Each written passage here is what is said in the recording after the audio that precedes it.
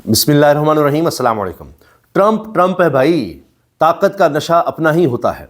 अब ये तो शहबाज शरीफ साहब ही थे जिन्होंने दुनिया को दिखा दिया कि खुशामद इतनी करो इतनी करो इतनी करो कि इसको कंट्रोल किया जा सके। अब बात यह है कि वर्ल्ड इकनॉमिक फोरम पर आलमी सतह के सरबराहान मौजूद, वहाँ पर एक दूसरे के ख़िलाफ़ तकरीरें हुई हैं और शायद तारीख़ में इस तरह से नहीं नज़र आया कि यूरोप और अमेरिका आमने सामने हो। इत्तेहादी, दिहाइयों से इत्तेहादी, कई जंगों में इकट्ठे, हर सतह पर इकट्ठे नज़र आते थे, मगर आज ऐसे लग रहा है कि ये तो एक जंग छिड़ चुकी है। लफ्ज़ी गोलाबारी हो रही है और सबके सामने हो रही है। ट्रंप ना सिर्फ ये कि धमका रहे हैं, डरा रहे हैं, बल्कि एहसान जतला रहे हैं कि जी हम ग्रीनलैंड मांग रहे हैं तो क्या हो गया, जितने एहसानात हैं हमारे नेटो पर, इस इत्तेहाद पर, तुम्हारी सिक्योरिटी पर, ग्रीनलैंड तो कुछ भी नहीं है। ये एक बहुत अजीब सी बात है कि अब यूरोप कह रहा है कि नहीं, अमेरिका नहीं, हमें तो कहीं और देखना होगा। यूरोप अब चीन को आवाज़ें देने लग गया है। अजीब व गरीब सूरत हाल है। इस सब पर हम बात करते हैं, लेकिन दूसरी तरफ जो बड़ी खबर पाकिस्तान के हवाले से है वो है बोर्ड ऑफ पीस का हिस्सा बनना। ये बहुत बड़ी खबर है।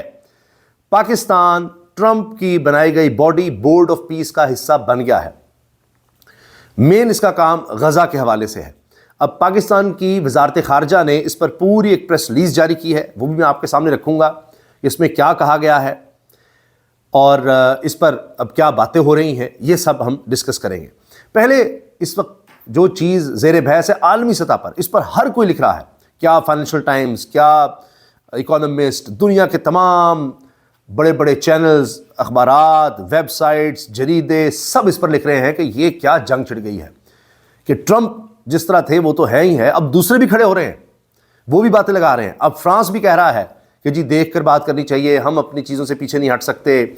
डेनमार्क जैसा छोटा मुल्क वो कह रहा है जी किसी भी हद तक हमें जाना पड़ा हम जाएंगे, ग्रीनलैंड नहीं हम छीनने देंगे।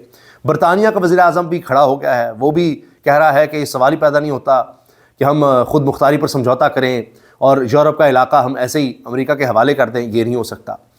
अंदाज़ा लगाइए, यूरोपीय यूनियन की तरफ से कहा जा रहा है कि यानी अमेरिका को सुनाया जा रहा है कि जी हम अब दीगर ममालिक की तरफ देखेंगे, और उसमें भारत का नाम भी ले दिया उन्होंने कि भारत के साथ हमारी मदर ऑफ ऑल डील्स होने लगी है। ये अगर मैं गलत नहीं हूँ, ट्रंप इस तरह की बातें भी करते थे, मदर ऑफ ऑल डील्स और इस तरह, तो वही चीज़ें उनको सुनाई जा रही हैं वहीं पर खड़े होकर कि जी हम अब भारत के साथ ऐसा मुआहदा करने जा रहे हैं जिसकी तफसीलात देखकर दुनिया हैरान हो जाएगी। और यूरोप अब भारत के साथ ज़बरदस्त मुआहदा कर रहा है क्योंकि भारत की आबादी बहुत ज़्यादा उस तरफ देख रहा है। और तो और यूरोप की तरफ से अब कहा जा रहा है कि चीन हमारे यहाँ आकर बराह रास्त इन्वेस्टमेंट करे। अब ये देखिए, बराह रास्त अमेरिका को चैलेंज है।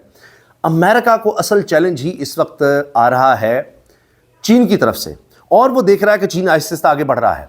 जिस तरह 1200 अरब डॉलर, 1200 अरब डॉलर का सरप्लस एक साल 2025 में दिखाना, और वो भी अमेरिका की पाबंदियों के बावजूद।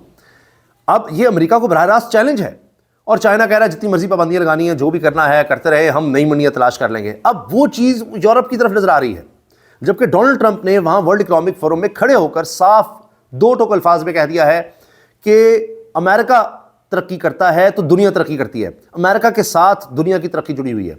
अब इसमें कोई शक नहीं कि अमेरिका इस वक्त इसलिए भी सुपर पावर है कि सबसे बड़ी इकोनॉमी है, और वो टैरिफ को, टैक्सेस को इस्तेमाल कर रहा है बाजू मोड़ने के लिए, और ये चीज़ भा नहीं रही। कनाडा के वज़ीर आज़म ने तो साफ कह दिया है कि जी अब वक्त आ गया है कि हम जैसी पावर्स को फैसला करना होगा, दुनिया चेंज हो गई है, अब ताकत का इस्तेमाल यहाँ पर हो रहा है, नया इंपीरियलिज्म आ रहा है।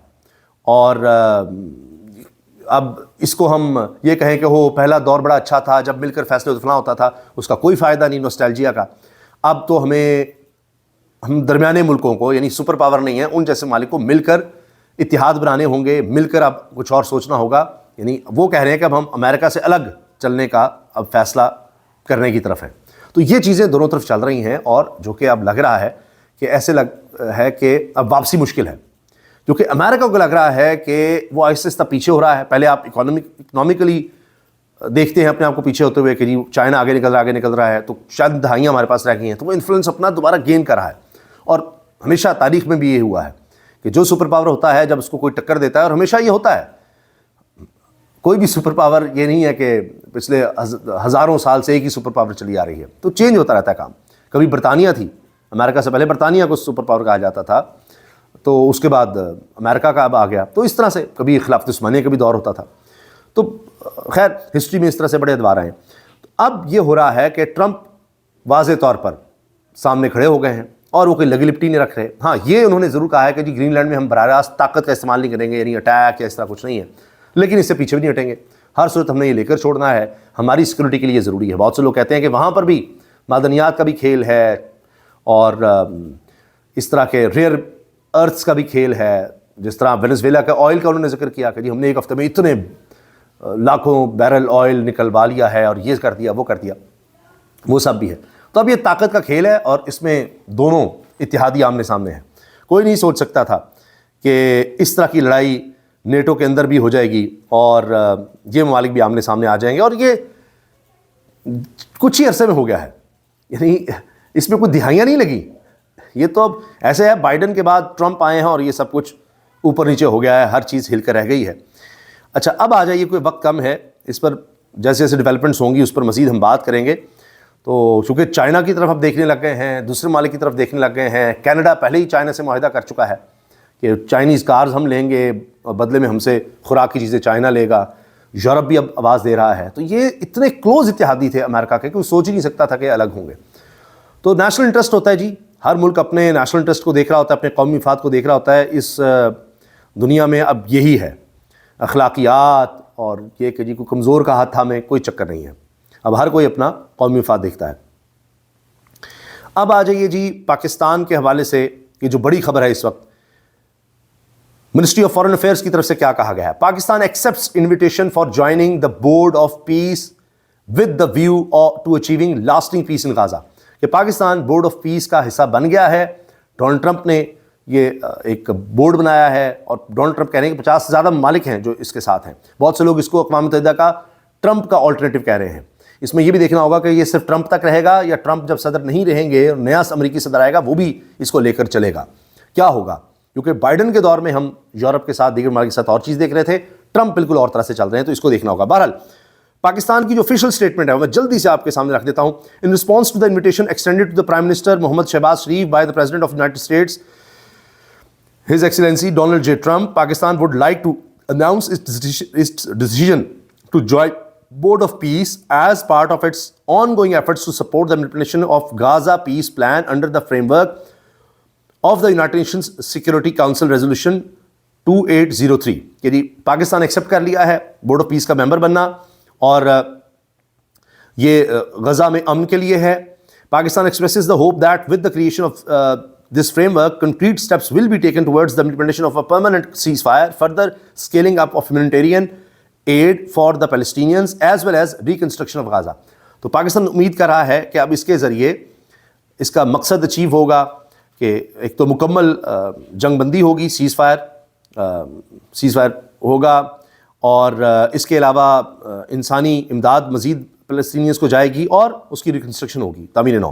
Pakistan also hopes that these efforts will lead to the realization of the rights of self-determination of the people of Palestine through credible, time-bound political process consistent with the international legitimacy and relevant UN resolutions, resulting in the establishment of an independent, sovereign and contiguous state of Palestine based on the pre-1967 borders with Al-Quds Al-Sharif as its capital. اب پاکستان یہ کہہ رہا ہے دو ٹوک الفاظ میں کہ اقوام متحدہ کے تحت، اس کی قراردادوں کے تحت فلسطینیوں کو آزاد ریاست، پراپر آزاد ریاست بھی ملے گی، ہم یہ امید کرتے ہیں، اور 1967 سے پہلے کے جو بارڈرز تھے اس تک جایا جائے گا، اور القدس شریف اس کا دارالخلافہ ہوگا، کیپٹل ہوگا، دارالحکومت ہوگا. اب دیکھنا یہ ہے کہ کیا یہ چیزیں منظور ہوتی ہیں نیتن یاہو کو، وہ بھی اس بورڈ کا حصہ ہیں، اسرائیلی وزیر اعظم. یہ ایک بڑی بات ہے. پاکستان تو جب سے بنا ہے تب سے لے کر آج تک جس سٹینڈ پر کھڑا ہے، اب اس پیرے میں اسی کا ذکر ہے کہ آزاد فلسطینی ریاست، اور وہ بھی 1967 سے پہلے کے بارڈرز پہ، یہ نہیں کہ آج جتنا تھوڑا سا رہ گیا فلسطین، وہ نہیں. آخر میں Pakistan looks forward to continue playing a constructive role as part of the board of peace for achieving of these goals as well as to end the suffering of our Palestine brothers and sisters. Islamabad 21 جنوری 2026. لے جی یہ ہے پوری statement کہ جی ہم آگے دیکھ رہے ہیں کہ ہمارے بہن بھائی آزادی سے رہ سکیں فلسطین میں اور ان کی پریشانیاں ختم ہو سکیں. یہ ہے جی پوری اسٹیٹمنٹ۔ اب پاکستان نے اپنی نیت کا اظہار کیا وزارت خارجہ کی طرف سے، اب دیکھتے ہیں کہ بورڈ آف پیس میں آگے چل کر کیا کیا چیزیں سامنے آتی ہیں، کس طرح سے چیزوں کو آگے لے کر چلا جاتا ہے۔ یو اے ای پہلے ہی بن چکا ہے، مراکش آ گیا، دیگر اسلامی ممالک، اور ٹرمپ تو 50 سے زیادہ ممالک کی بات کر رہے ہیں۔ تو دیکھتے ہیں کہ آگے اس میں کیا ہوتا ہے۔ اجازت دیجیے، اللہ حافظ۔